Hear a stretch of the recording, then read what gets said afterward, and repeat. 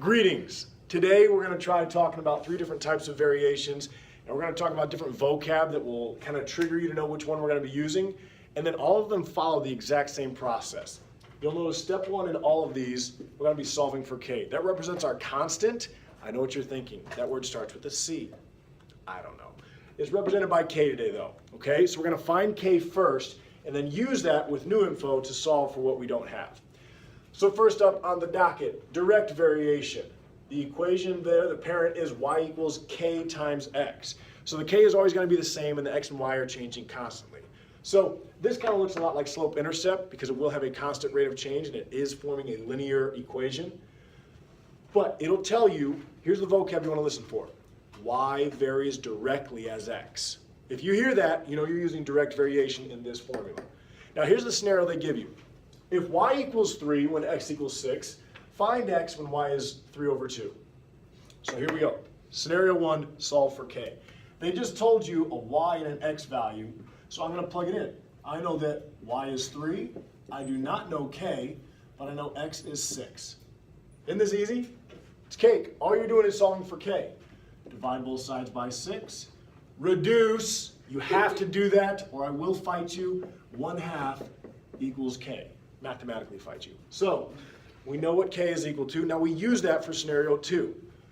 Find x, we don't know what it is, when y is 3 over 2. So I use the exact same parent function.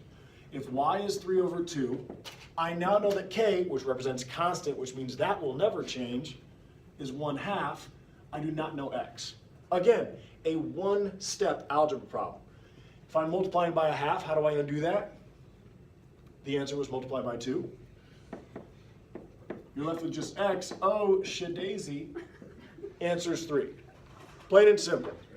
Find k, use that information to solve with your new information to find your unknown. Marker drop. Next, joint variation. Now, an easy way to identify the difference here, the actual word joint as an adjective is combining 2 things, kind of joining them together. So if you hear this vocab, y varies jointly as x and z, you know you're using joint variation equation.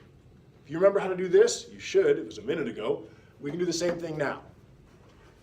If y equals -16 when x is 2 and z is -4, find y when x is 3 and it's supposed to be a z. No, that is not a tally. Shut it.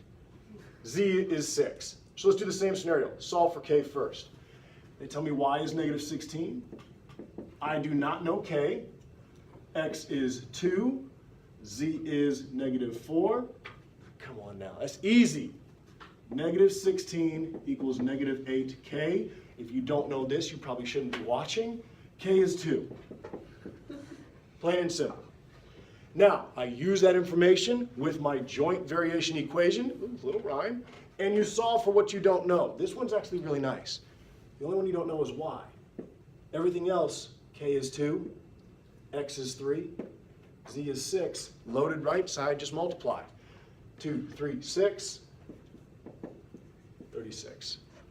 Done.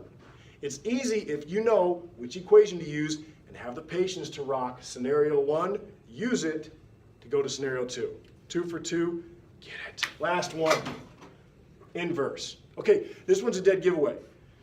How do you know if it's an inverse variation? The equation has an inverse.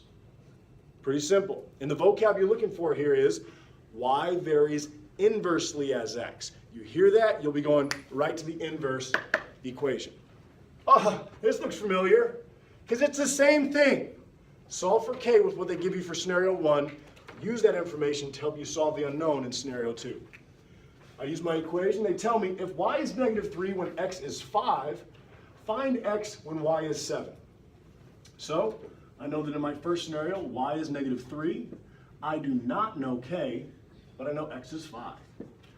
I would like to know what k is. Solve for it. How do you get a 5 out of the denominator?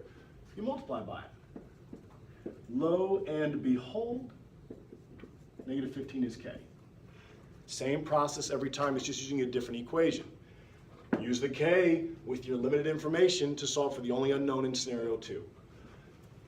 Find x when y is 7. So y is now 7. Notice again, I'm just plugging back into the original. K, I know to be negative 15, but I do not know x. Okay, careful here. Your x is in the denominator. We don't like it there. Do something about it. Multiply. If you want to get it out of the denominator, well, the denominator is being divided, so to undo division, you multiply. We cancel out the x's. What's up?